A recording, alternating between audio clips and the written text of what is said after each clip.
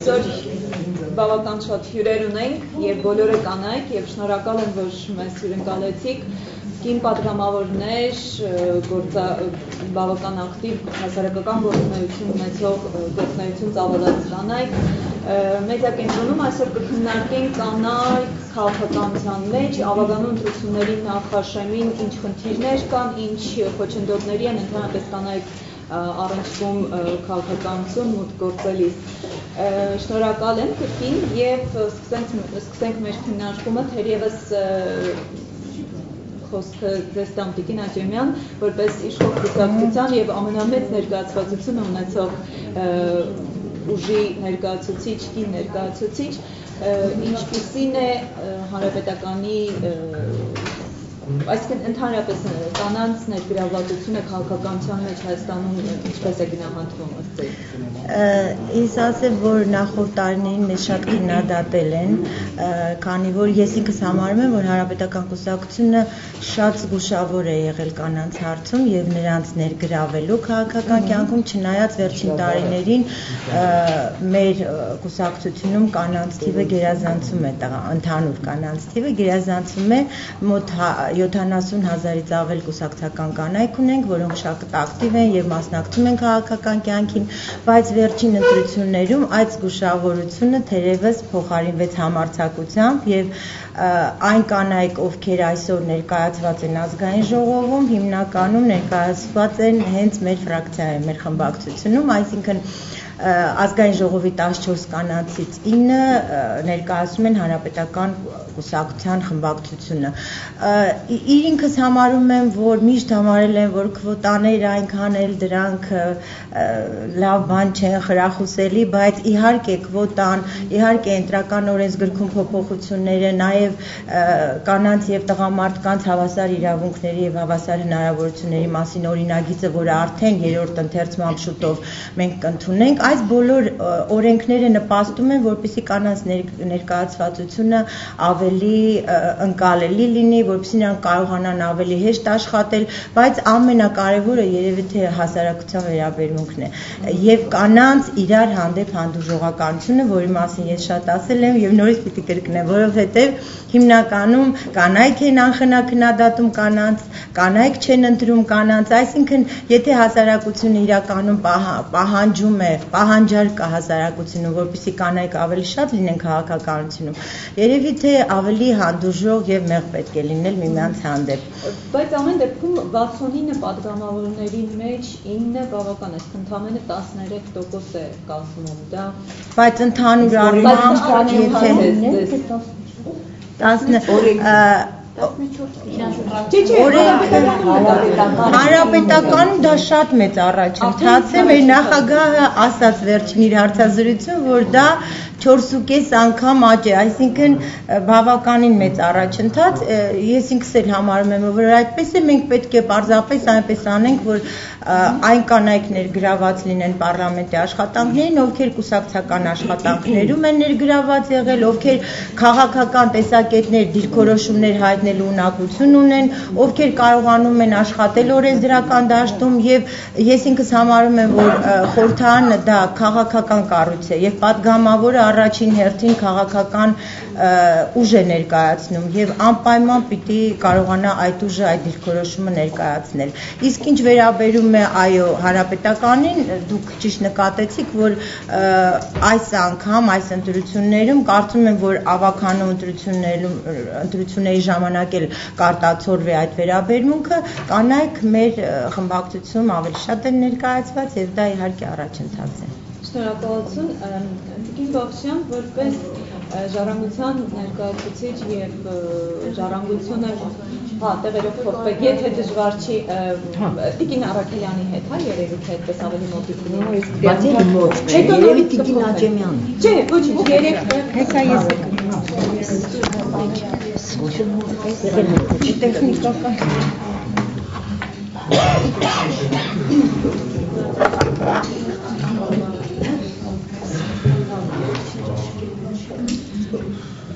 Ուզում եմ նկատել, որ մեր երկրում ոչ մի ոլորտում օրենքը չի գործում, այդպես էլ օրենքը չի գործում այս պարագայում, եթե հանրապետականը օրենքով պահանջված տոկոսից ցածր ունի կանանց ներկայացվածություն, չէ, համամասնական ցուցակում շատ էր, 21% էր։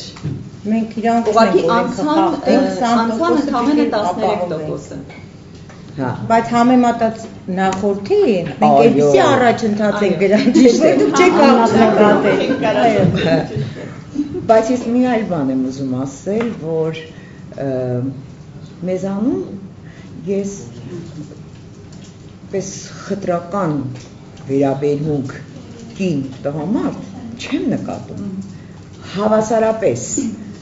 թե կին, թե տղամարդ, եթե իշխանության ձայնը չես տարփողում, երկուսն էլ ոտնահարվում են ուզածիդ պես, այնպես որ մեր խմբակցությունը անցյալ գումարման նստաշրջանում համարյա 50 էր, հա, 7-ից, եւ կարծես թե ամեն առումով խմբակցությունը երևաց, աշխատեց, մեր հասարակությունը տեսավ, թե ինչ է այն մշակույթը, որ բերեց Ժառանգության խմբակցությունը ազգային ժողով,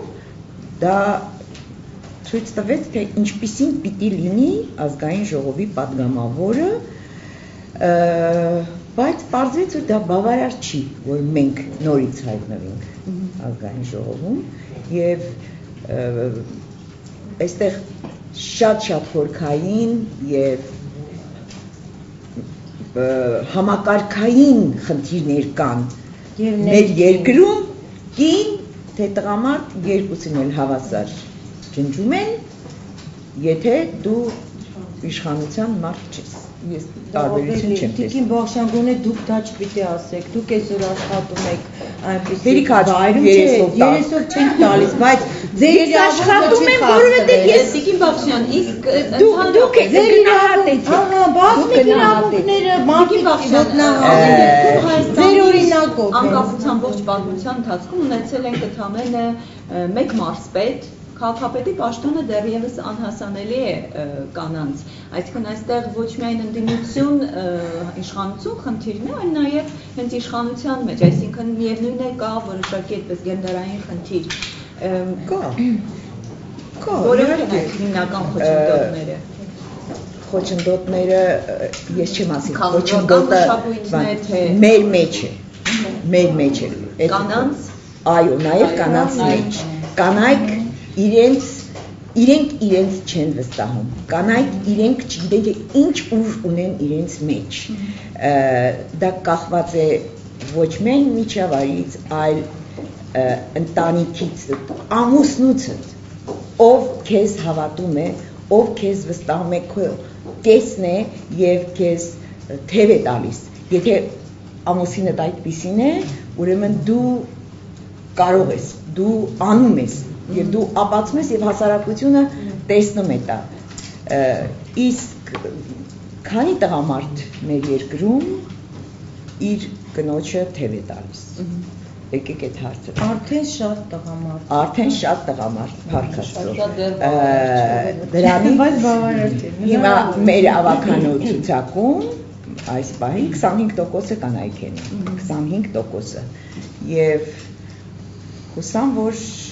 մեր ավականու ներկայացվածության ցուցակում անցնողների թվի մեջ նկատելի կլինեն կանանց թիվը եւ որակը։ Հուսամ։ Եվ ընդհանրապես անկախ քաղաքական ուժից, այնտեղ որտեղ կանայք որոշումներ կայացնող են, այդ ոլորտը ավելի լավ է շնչում, ավելի հեշտ է շնչում, ավելի նպաստավոր է հասարակության համար այդ ոլորտը աշխատում, հա, այդ ոլորտն են նույնիսկ մեր երկրում են ասում։ Շատ լավ, Տիկին Պողոսյան, դուք ընդգրկված եք Բարգավաճ Հայաստան կուսակցության ավականու ընտրությունների համամասնական ցուցակում եւ ըստ այսօր ձեր կուսակցության կանայք ինչպիսի հնարավորություններ ունեն։ Կարելի է ես մի քիչ չանձնավորեմ, խոսենք խնդրի մասին, համատեքստում նաև ստանանք ձեր հարցի պատասխանը։ Ես ուզում եմ ընդհանրապես մեր սուբյեկտիվ կարծիքները որոշակիորեն կառուցենք փաստերի եւ որոշակի անտվյալների հիման, որ այսօր ունենք։ Ես սկսում եմ առաջին հանրապետությունից, որ առաջին Ճապոնիայի դեսպանը եղել է կին, Իսաբելլա դեսպանը։ Տեսեք, դեռևս 100 տարի առաջ մենք ունեցել ենք կնոջ այն տեսակային պոտենցիալը, որ այսօր եւս այդ տեսակը կա, ուղղակի հանգամանքների վերաբերյալ նման տեսակները դեռևս այնքան պահանջարկված չեն հասարակության կողմից, եւ չկա այն քաղաքական իրավական դաշտը, որը կարողանա նմանականած նպաստեր առաջ գալ։ Սա մի, երկրորդը, հանրապետության բարձրագույն կրթություն ստացող ուրեմն ներուժի 62%-ը կանայք, այսինքն մենք ռեսուրսը ունենք։ Երրորդը, մենք աշխարհի հետ երբ որ համեմատվում ենք, ես չեմ ուզում Հայաստանը փակվի այս հարցի քննարկման մեր ներքին խոհանոցով, որովհետեւ աշխարհը բացել է իր սահմանները, մենք պետք է հատեն համեմատենք այն միջազգային չափանիշների հետ։ Բոլորս էլ գիտենք, որ որոշումների կայացման մակարդակում աշխարհում այս խնդիրը կա, բայց այնտեղ էլ կա բավականին բևեռացվածություն։ Բոլորս էլ գիտենք սկանդինավյան երկրներում մինչև 40-45% հասնում է կանանց ներկայացվածությունը։ Մեր մերձավոր արևելքի երկրներում մինչև 12-ից 13% է։ Հայաստանը 11%-ի շրջանակներում, այսինքն մենք վերջից ենք, կարծես թե ավելի ընդգծված երևում, քան առաջից։ Ես կարծում եմ, որ սա չափանիշ չի մեր հայ կնոջ ուրեմն քաղաքական որակների, նրա ներուժի, նա ընդհանուր միջազգային այս հայեցակարգերի դաշտում իր պոտենցիալով, այնպես որ ես կարծում եմ մենք կանաչ ներուժ, ինչպես ամբողջ աշխարհում Հայաստանում օգտագործված չի։ Երկու ճանապարհ կա այսօր կանանց առաջ գնալու։ Առաջինը, որ կինը ինքը գիտի, որ ինքը այդ ռեսուրսն ունի, ինքը նպատակ է դնում, ինքը պատրաստ է հաղթահարելու դժվարություններ, հրաշալի գիտակցում է այդ քաղաքական համակարգի ամբողջ կոշտ, այսպես ասած կնոջ նկատմամբ բավականին բարձր այդ մեխանիզմները, այդ հանդերձ նա իծն է կամեջ այդ որակները դնում է պայքարում է եւ չեմ թաքցնում մեր կանացից մենք լավագույն օրինակներ ունենք, որոնք ոչ թե սեռի համար են ցուցակում հայտնվել, այլ իրենց որակների տղամարդկանց հետ իրենց մրցունակության շնորհիվ։ Ինձ համար կարևորը ես հարգում եմ մեր բոլորի սեռը, բայց միայն սեռային սկզբունքով կնոջը դնել, մենք այսօր ուղղակի այս ընտրական օրենսգրքի այս որոշումով կարծես ուշադրություն ենք հրավիրել խնդրի վրա, բայց խնդրը չենք լուծել։ Խնդրը պիտի մենք լուծենք, սիրելիներս։ Կանանց քաղաքական առաջխաղացման ամենալավագույն կայացած ինստիտուտը դա համամասնական ցուցակներն են, ինչպես ազգային ժողովի ընտրությունների, այնպես էլ ավագան։ Այստեղ կնոջ համար ավելի ընդունելի մրցակցության պայմաններ են, այստեղ կայացման առումով թիմային դուն է աջակցություն եւ կարծես թե մենք այս հնարավորությունը այսօր եւս արդյունավետ չենք օգտագործում, որովհետեւ ոչ միայն քարոզարշավի ժամանակ պետք է կադրերը բացահայտվեն, այլ քո կանանց կադրային ներուժը մինչեւ ընտրությունները այդ քաղաքական գործունեության ընթացքում պետք է բացահայտվեն հասարակության կողմից, լինեն ճանաչելի, լինեն ներկայանալի։ Մենք այս խնդիրը ունենք ըստ երևույթի եւ դրա համար մեզ համար շատ կարեւորում է այսօր ոչ թե ցուցակում քանի կին կունենանք, այլ քանի մրցունակ կին կունենանք տղամարդկանց հետ քաղաքական դաշտում։ Սա է խնդիրը։ Եվ կարծես թե մենք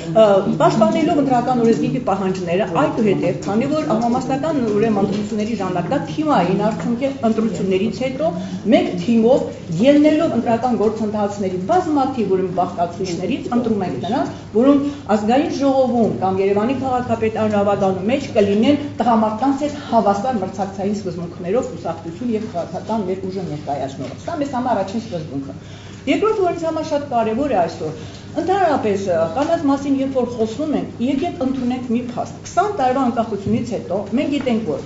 ուրեմն որոշումներ կայացման բարձրագույն մակարդակներում հիմնականում տղամարդիկ են, գերակշիռ մասը։ Ինչպես դուք ինտենացիք, տեղական ինքնակառավարման մարմինների, նույնիսկ բարձրադիր ոլորտի դատական համակարգում, գործադիրում հիմնականում դրանք տղամարդիկ են։ Այսինքն ես ուզում եմ անեմ այդ հայտարարություն, որ գուցե շատ պատասխանատու է, բայց ուզում եմ այն իրավիճակը, որում մենք հայտնվել ենք, դա մեր տղամարդկանց քաղաքական, պետական գործիչների հիմնական պատասխանատվության արդյունքում է, որտեղ կանանց մասնակցությունը այսպիսի մակարդակներում ես կարծում եմ համեմատելի չէ։ Այստեղ խնդիր կա։ Այսինքն եթե հասարակության մեջ մենք խոսում ենք այսօր գենդերային հավասարության մասին, ապա հասարակության երկրի զարգացման համար պետք է ունենանք հավասար այդ պատասխանատվությունը կիսելու մեխանիզմներ, քաղաքական առաջընթացի համար որոշ բարենպաստ դաշտ եւ ամենակարևորը ունենանք կանայք, որ պայքարեն իրենց իրավունքի համար։ Այսինքն այս իրավիճակը մենք համարում ենք միաժամանակ անընդունելի, սա մեր հայ կնոջ ներուժին համապատասխան իրավիճակ չէ։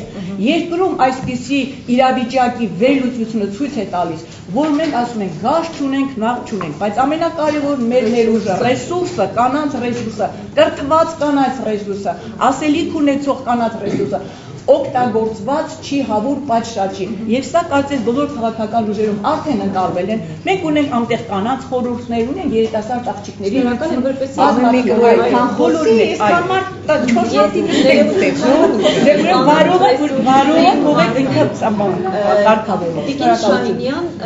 քանի որ դուք ունեք միջազգային բավական այսպես մեծ փորձ, արդյոք Հայաստանը ունի այն շռայլությունը կորցնելու կանանց ռեսուրսը, այսինքն այդ կարևոր ռեսուրսը, որը կրթված գրեթե բնակչության կեսն է, Հայաստանում գրեթե չի օգտագործում, մենք ունենք այդ շռայլությունը այդ դա չօգտագործելու եւ կորցնելու։ Գիտեք, մենք ունենք միշտ խնդիր է մեր առաջ դրված, մենք ունենք բավականին շատ կրթված կանանց եւ չունենք կանանց բարձր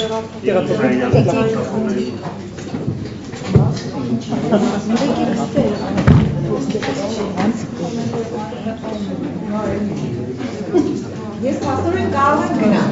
Չէ, Տիկին Բաղդասարյան։ Ոյ, այսքան երկրորդ անգամ խոսենք, այս մարդը թողել։ Մինչև սկսելը ես մի փոքր բան կուզենայի ճշտեի, այս երկու օր առաջ ես էլ ինտերվյու եմ տալի, այնտեղ գրված էր, որ ես ՄԱԿ-ի ներկայացուցիչն եմ։ Ես ՄԱԿ-ի ներկայացուցիչ չեմ։ Ես ընտրված փորձագետ եմ Ժնևայի մարդու իրավունքների խորհրդի կողմից եւ անկախ փորձագետ եմ եւ ես չեմ խոսում ՄԱԿ-ի անունից, հա։ Ես կուզենայի ճշտեի, որտեղ այն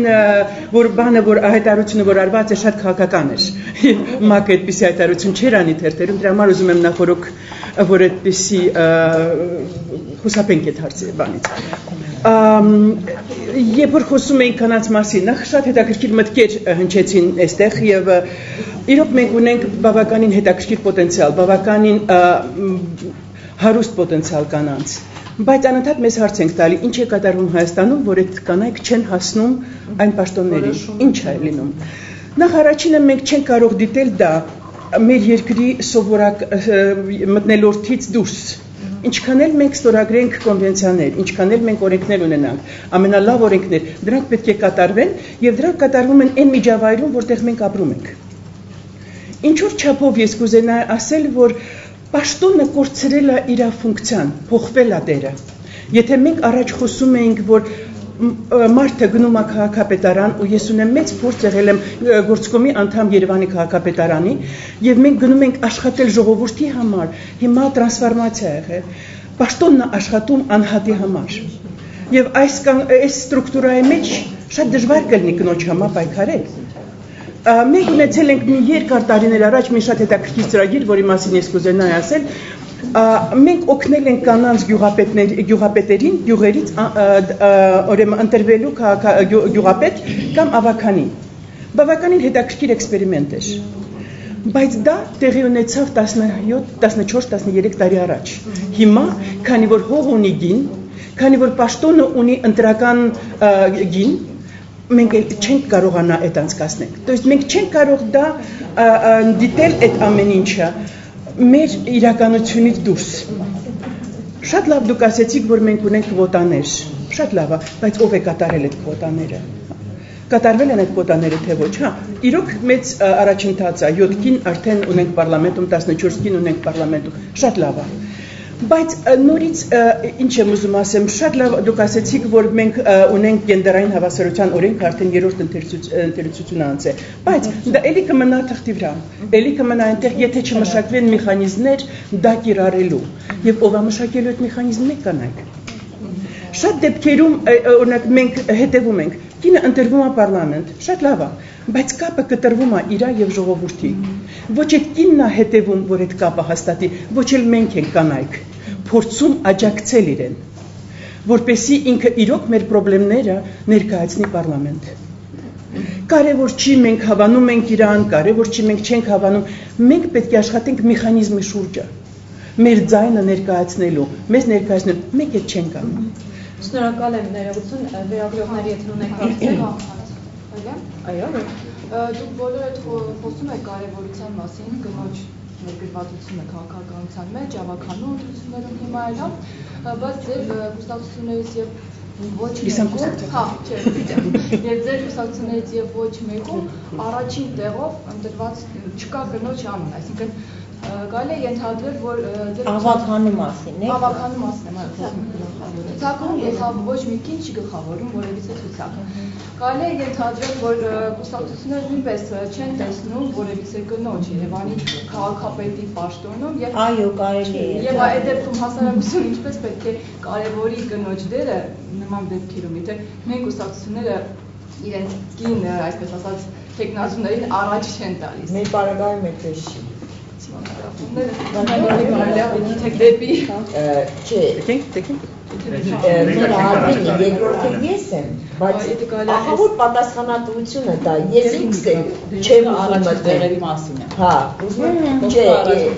իրենց բարակայում ասեցին իրենք կուսակցություն չի վստահում։ Մենք ասացինք, որ մենք հարցը գիտեք, այսպես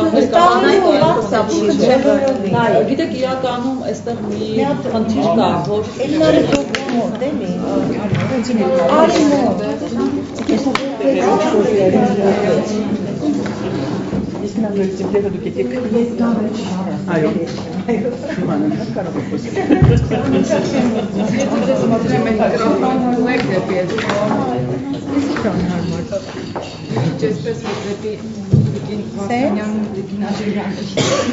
Գիտեք, իրականում հարցը վստահելու կամ ոչ վստահելու խնդիրը չէ, այլ հարցը հետևյալումն է։ Մենք անընդհատ բարձրացնում ենք գենդերային հավասարության վերաբերյալ խնդիրը, անընդհատ բարձրացնում ենք այսպես որոշող պաշտոններում կանանց անբավարարության կամ երբեմն բացակայության խնդիրը, բայց մենք ինքներս պետք է հասկանանք, որ կնոջ դերը, կնոջ պաշտոնավարումը դա ինքնանպատակ չպետք է լինի։ Այսինքն այնպես չէ, որ մենք գիտեք ազգային ժողովում պետք է ունենանք 50% կին եւ այդ դեպքում կարեւոր չէ թե այդ կանանք ինչպես կաշխատեն։ Մենք պետք է առաջին հերթին խնդիրը դնենք որակը, խնդիրը դնենք այսպես մասնագիտական ունակությունները եւ ակտիվությունը, աշխատելու պատրաստակամությունը, իսկ այնուհետեւ պահանջենք, որ այդ դեպքում ինչու առաջին տեղերում չկան կանանց։ Այդ նույն խնդիրները չեն կարող տղամարդկանց առաջինել։ Իհարկե կարող ենք դնել, ինչի՞ մաս, եւ հենց դա եմ ասում, ինքնանպատակ չպետք է լինի։ Եվ եթե այս պահին քաղաքապետավականու ընտրություններում առաջին տեղով բոլոր, կարծես թե բոլոր կուսակցություններում տղամարդիկ են, դա դեռևս չի նշանակում, որ թերագնահատում են կանել։ Պարզապես տվյալ դեպքում, տվյալ պաշտոնում կուսակցությունը տեսնում է տվյալ տղամարդուն։ Այդ ինքնանպատակի մասին եմ ուզում, որ գերխնդիր չի կարելի դարձնել, վերջին ընտրություններում լեյբորիստական կուսակցությունը հենց պարտվեց այն պատճառով, որ պարզապես կանանց ներկայացվածությունը շատ մեծացրել էր արհեստականորեն եւ իրենք արդյունավետության առումով աշխատանքի այքան էլ բարենպաստ պայմաններ չստեղծվեցին, որպեսզի հետագայում կանայք ավելի շատ լինեն, ես կարծում եմ, որ դա նույնիսկ կխանգարի։ Ես վերջերս մի բանի մասին եմ ուզում խոսել, կարդացի, որ շատ հայտնի գիտնական կին մահացել էր շատ մեծ տարիքում եւ մահախոսականում Ամերիկայում նշվել էր, որ նա շատ լավ կին է եղել, շատ լավ մայր, 8 տարի չի աշխատել, նվիրվել է իր երեխաներին 3 եւ դա ընկալվել էր որպես շատ խտրական վերաբերմունք, ինքս շատ վատ զգացի, որովհետեւ այնուամենայնիվ կարծում եմ, որ կանացի բնությունը գնահատել, նշանավորել, դա չի նշանակում անցնել այդ խտրականության շեմը, այսինքն ես կարծում եմ, որ այնուամենայնիվ կինը պետք է կին մնա իր բոլոր առաքելություններով, տղամարդը տղամարդ եւ երբեք չպիտի լինի մրցակցության խնդիր, պարզապես այն կանայք, ովքեր ի վիճակի են, ովքեր կարող են քաղաքականությունում խոսք ասել, նրանք պետք է զբաղվեն դրանով։ Տիկին Արաքելյան, դուք եթե կարելի միկրոֆոնները թեքեք դեպի ձեզ եւ ասեք այս թեմայի շուրջ, ինչ եք կարծում, քանի որ դաշնակցությունը բավական այդպես ավանդապաշտ կուսակցություն է, այս առումով այնտեղ կան խնդիրներ եւ կա առաջընթաց։ Դաշնակցության ավանդապահությունը նաև հենց այս իմաստով միշտ դրական իմաստով իհարկե իր արտահայտումն է ունեցել հենց պատմությունից սկսած, Տիկին Թամարան արդեն ասաց, առաջին հանրապետության ժամանակ հայոց պատմության մեջ առաջին անգամ մենք ունեցել ենք կին դեսպան, ունեցել ենք խորհրդարանի անդամ եւ այլ պաշտոնյաներ։ Բայց խոսքը միայն դաշնակցության կամ այս կամ այն կուսակցության մասին չէ։ Ես միշտ դեմ եմ այն մտայնությանը, որ տղամարդ կին հակասության մեջ ենք մենք քննարկում այս թեման։ Սա սխալ է եւ քաղաքակիրթ չէ։ Սա իմ անձնական կարծիքն է, ներողություն եմ խնդրում։ Կնոջ կերպարը, կնոջ հանգամանքը, կնոջ գործունեությունը պիտի քննարկել հենց կանացի կնոջ վերաբերող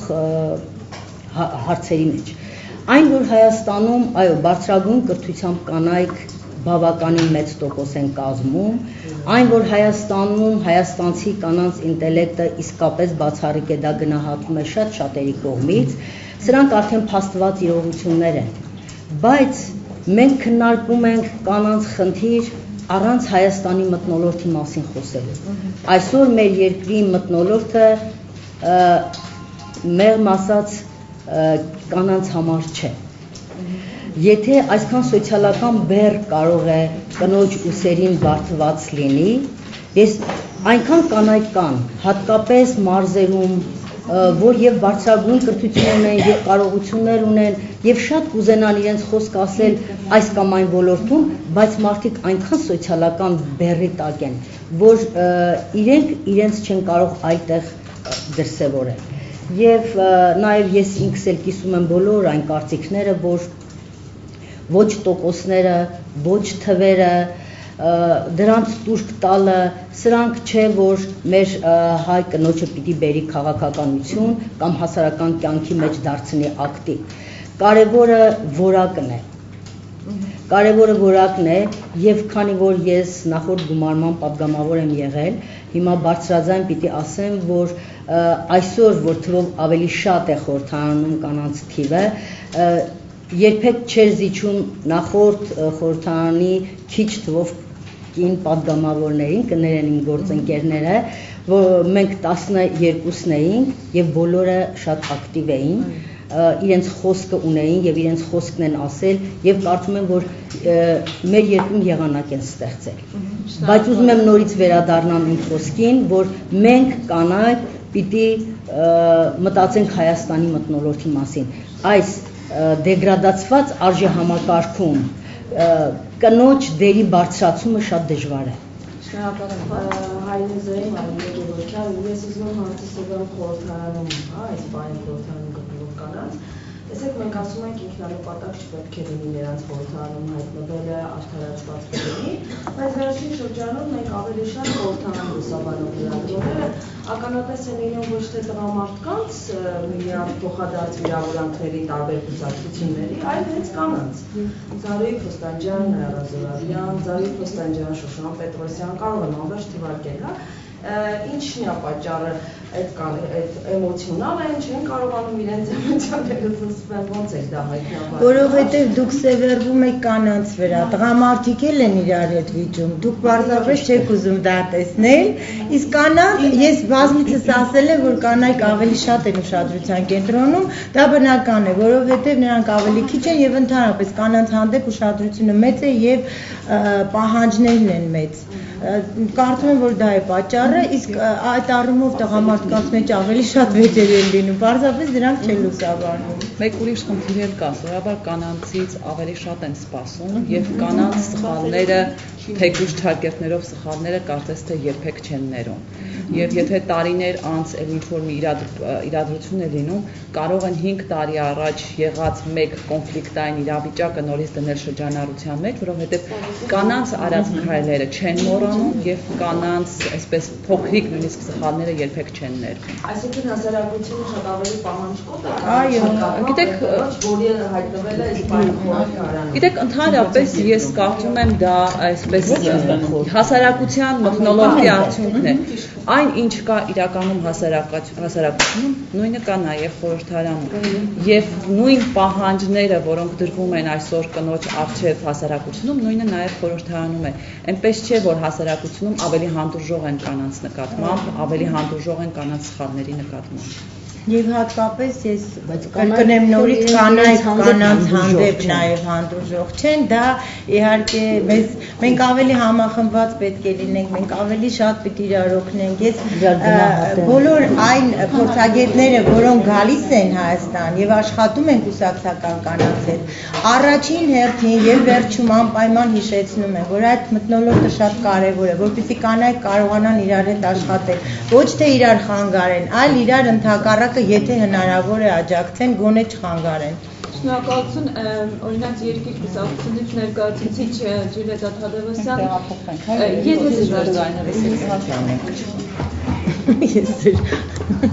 Նախկին ավական ընտրությունների Եթե կարելի է, այո, ինչպես ներկայացուցիք, սիրելի հարգելի լրագրողներ, կներեք իհարկե փոքրիկ միջոցառում է, բայց անհավասար դաշտեր ներկայացման, ներողություն եմ խնդրում իհարկե։ Այսպես ուրեմն, ընտրությունների հետ կապված եւ կանանց ներգրավվածությունը, հա, ես խոսեմ այս գլոբալացվող աշխարհում անկեղծորեն ասած, մենք իհարկե անմասն չենք կարող մնալ։ Մեր երկիրը անմասն չի կարող մնալ ոչ այդ գենդերային հավասարությունից, ոչ ուրեմն մնացած աշխարհում, այո, ոչ անհավասարությունից, ընդհանրապես աշխարհում թևածող այդ ժամանակակից միտումներից, զարգացումներից մենք պիտի ընդգրկվենք, ուզենք թե չուզենք այդ գործընթացների մեջ պետք է լինենք, բայց բավական է հիմա հիշատակել համաշխարհային տնտեսական ֆորումի վերջերս 2012 թվականի հրատարակված վարկանիշային աղյուսակը գենդերային հավասարության մասին, որտեղ Հայաստանը 92-րդ տեղում է։ Բավական է ասել, որ Ռուսաստանը 59-րդ տեղում է, Վրաստանը 85, իհարկե մենք չուրախանանք, չողջևորվենք, որ Թուրքիան 124-ն, Ադրբեջանը դարձյալ 100-րդ, արդեն այս թիվը խոսում վկա է, խոսում է այն մասին, որ իրոք մեր երկրում գենդերային հավասարության խնդիրը կա։ Պարզապես մենք պետք է ես այսպես եմ մտածում, հայացնենք այդ կատեգորիաները, այդ երևույթները, հա, հայացնենք եւ հայավարի մենք դա անցալենք, ինչպես կանայք նշեցին այստեղ, իրոք միջավայրը գիտակցում ես, ունես պետական մտածողություն, մտահոգ ես քո թաղամասի, քո երկրի, քո քաղաքի համար, որպես քաղաքացի, որպես մասնագետ, որպես մայր, որպես գործընկեր,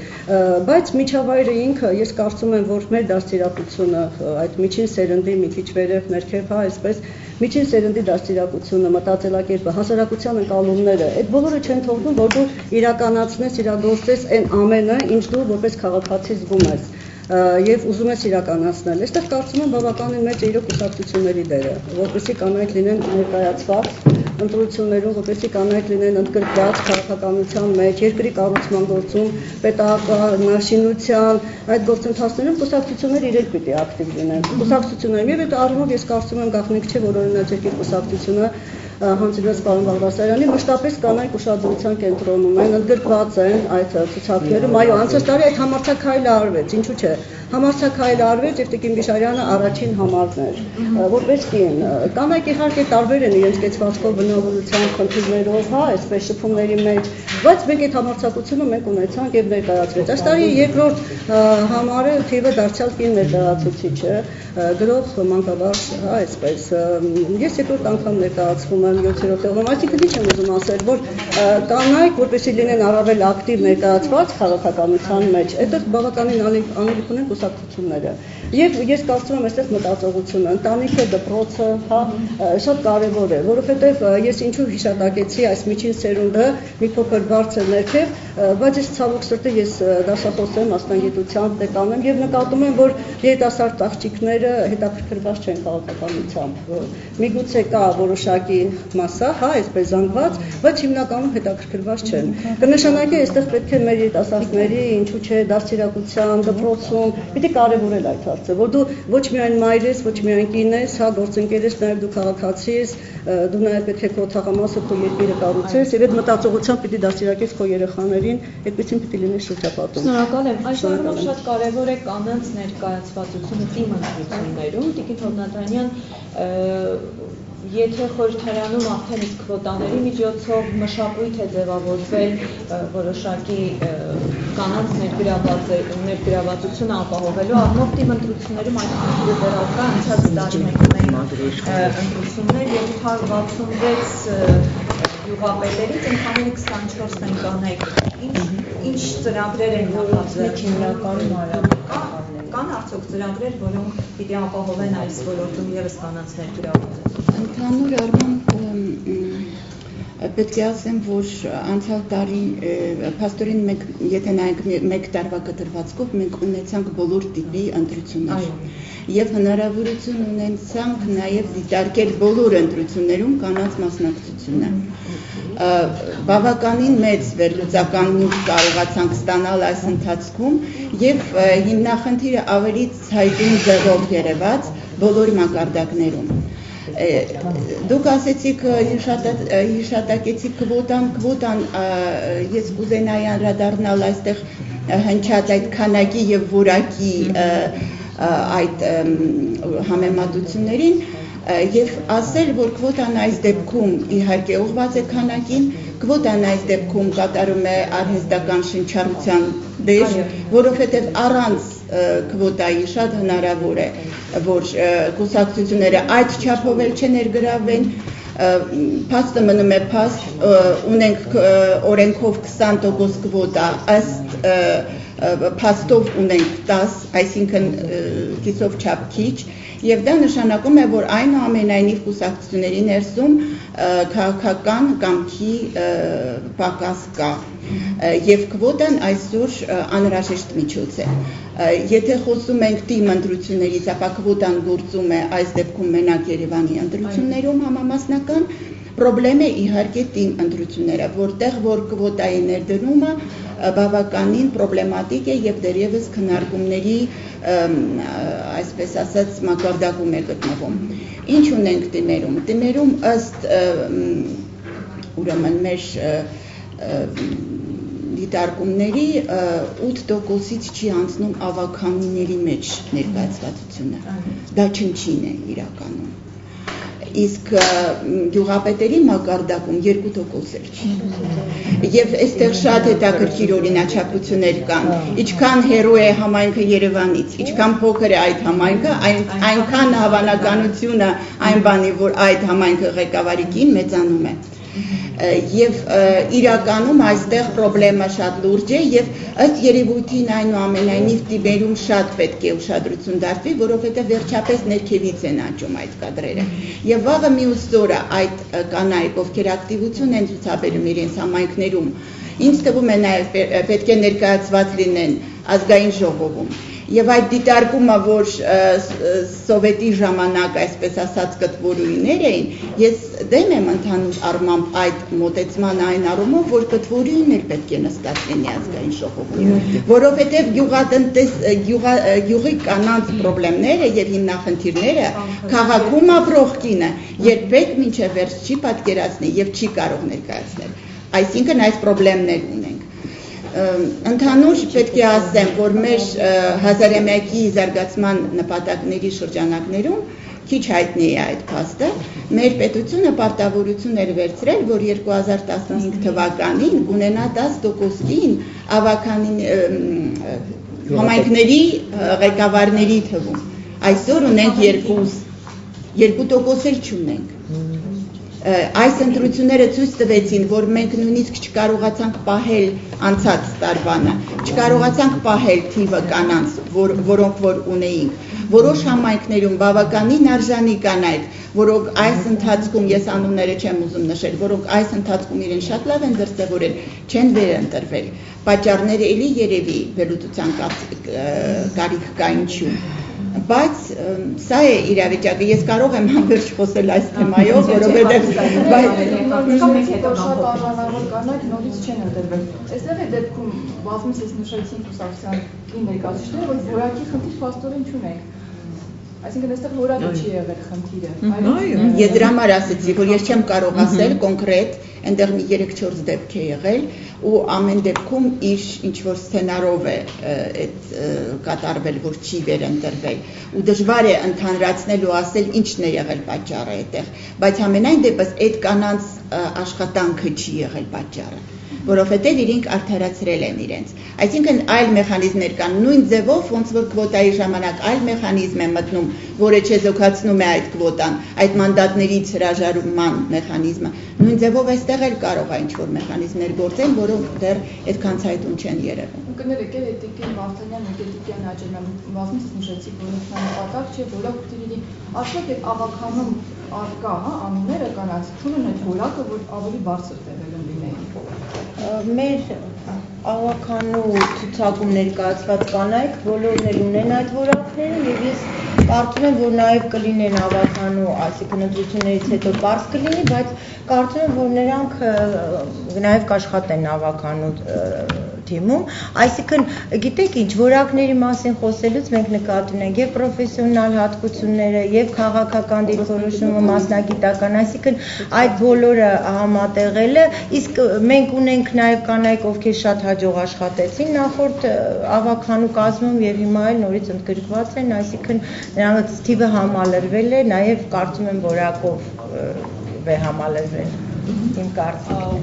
Ես պարզապես ճարաճին խոսքում ասացի, որ ինչ վերաբերում է ցուցակի այսպես գլխավորող անդամներին, այս պահին կուսակցությունը նպատակահարմար է գտել, որ ղեկավարող պետք է լինեն տղամարդիկ, բայց դա դեռևս չի նշանակում, որ հաջորդ ավականուն, ասենք, մենք բացառում ենք, որ ղեկավարող առաջին եւ ավելին ցուցակում ընդգրկված կանայք, որ իրականում այսպես արժանի եւ մասնագիտական առումով եւ աշխատանքային փորձով եւ ակտիվությամբ արժանի կանայք են։ Ես կխնդրեմ, եթե չկան հարցեր, ես կխնդրեմ հերթով բոլոր ամփոփիչ, այդպես շատ կարճ հակիրճ ներկայացնեք, ինչ կփոխի կինը, եթե Հայաստանում իսկապես ղեկավար պաշտոններում կանայք լինեն, այսինքն այդ քաղաքական մշակույթը կփոխվի մթնոլորտը, թե իսկապես կշարունակվի դա, ուղղակի կանայք աշխատեն տղամարդկանց այսպես հորդորով եւ այլն, չգիտեմ, գուցե այդպես կարճ հակիրճ ներկայացնեք։ Ամենաառաջինը, որ ես կարծում եմ, դա անվիճելի հանդուրժողականության մթնոլորտը։ Մենք գիտենք, որ այսօր շատ կարևոր է փողի ուժի զորբայության գործոնը բոլոր տիպի քաղաքական գործընթացներում։ Ես կարծում եմ, կնոջ ներգրավվածությունը, կնոջ հավուտ պատշաճի մասնակցությունը էապես ազդեցություն կունենա որակական այս գործընթացների վրա։ Ինձ համար սա շատ կարևոր է։ Շնորհակալություն Տիկին Վարդանյան։ Գիտեք, ես նախկինում էլ ասել եմ եւ հիմա էլ ասեմ, որ օրինակ ազգային ժողովի վրա պետք է օրինակը բերեմ, որ կանանց ներգրավվածությունով արդեն փոխվում է նաեւ ազգային ժողովում մթնոլորտը, այսինքն անհամեմատ հանդուրժող են դառնում պատգամավորներ։ Իրականում ինչ կփոխի, երբ որ ղեկավար եւ որոշիչ պաշտոններում լինեն կանայք, գիտեք, տարբեր երկրների փորձը ցույց է տալիս, որ այն երկրներում, որտեղ կանայք ավելի շատ են ներգրավված, սոցիալական բնույթի խնդիրները կարծես թե առավելագույն են լուծված եւ ավելի ուշադրության կենտրոնում են, որովհետեւ այս ոլորտում կանայք ավելի ուշադիր են, ավելի հոգատար են եւ եթե կարող են կանայք այլ երկրներում նման խնդիրների լուծման հարցում որոշիչ դեր ունենալ եւ հաշվի առնելով Հայաստանի կանանց պոտենցիալը, կարծում եմ, որ եթե ղեկավար պաշտոններում կանայք ավելի շատ լինեն, ոչ միայն սոցիալական ոլորտի, այլ բազմաթիվ ոլորտների խնդրահարույց այսպես խնդիրները ավելի այսպես մոբիլ լուծումներ կստանան, քան առայժմ փորձում են լուծվել։ Շնորհակալություն։ Ես կարծում եմ, մեր երկիրը ավելի ծաղկուն կլինի, ավելի բարեկեցիկ կլինի, մթնոլորտը այստեղ նշվեց ավելի հանդուրժողական կլինի եւ զարգացումների մեջ կլինենք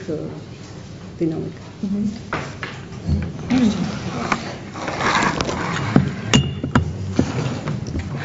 Ես Էլինարի խոսքերն եմ ուզում շարունակել։ Ես վերջին հարցազրույցներից մեկում, երբ ասացի, որ կանայք մթնոլորտ են փոխում ազգային ժողովում, կին լրագրողը ինձ մեղադրեց, որ ես գնացել եմ ազգային ժողով մթնոլորտ փոխելու, ոչ թե աշխատելու։ Հիմա ես ուզում եմ ասել, անկախ նրանից կին է թե տղամարդ, նա պիտի լինի ազնիվ եւ պարկեշտ պաշտոնյա, պիտի կարողանա իր պարտականությունները կատարել եւ ընդհանրապես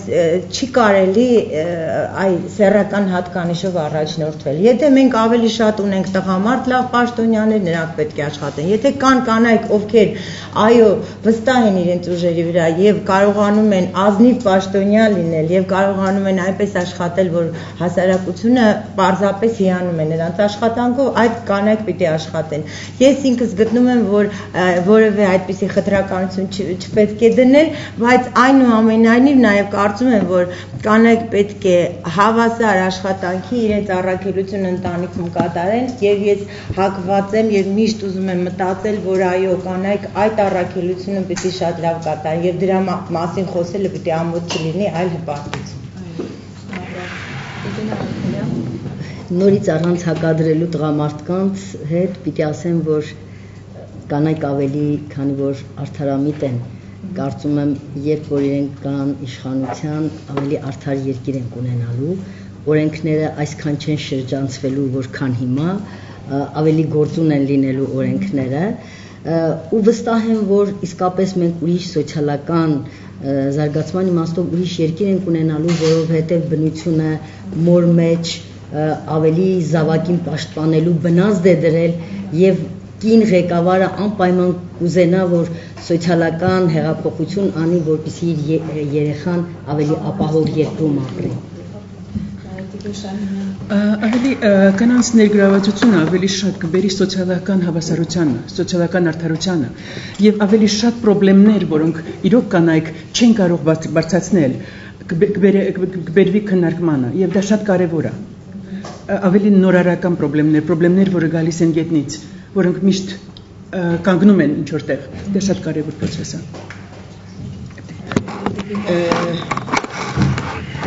Ես մոտավորապես նույն բանն էի որոշել ասել, ինչ որ իմ գործընկերները, բայց իրենց լսելով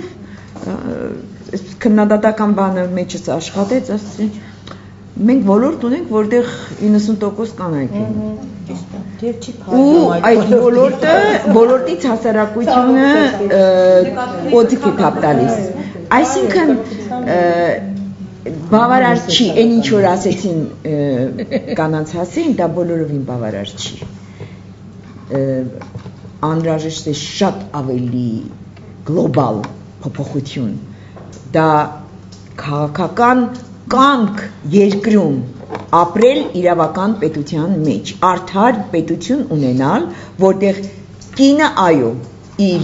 կարողություններին համապատասխան, ինչ որ նշեցին, ես համաձայն եմ, կանայք ավելի սոցիալական արդարության կողմնակից են եւ այլն եւ այլն։ Բայց այս մթնոլորտում տարբերություն չկա։ Կին, տղամարդ, երկուսն էլ երկիրը ավերում են։ Տիկին Հովնացյան, դուք որպես փորձագետ Ես համարում եմ, որ ցանկացած որոշում միայն այն ժամանակ է ներդաշնակ եւ լեգիտիմ, երբ որ հաշվի առնվում երկու սեռերի կարծիքը, այնպես ինչպես ընտանիքում։ Եթե մենք խոսում ենք նաեւ կնոջ դերի մասին ընտանիքում։ Եվ միայն այդ ժամանակ երևի մենք կարող ենք խոսել, որ այն ռեսուրսը կանանց, որը ունենք, այն մարդկային ռեսուրսը, ճիշտ ձևով է օգտագործում մեր պետությունը։ Մենք իրավունք չունենք այդքան շռայլ վարվել այդ ռեսուրսի հետ։ Այդքանը։ Շնորհակալ եմ մեզ կալեշում համար, ավարտում ենք այս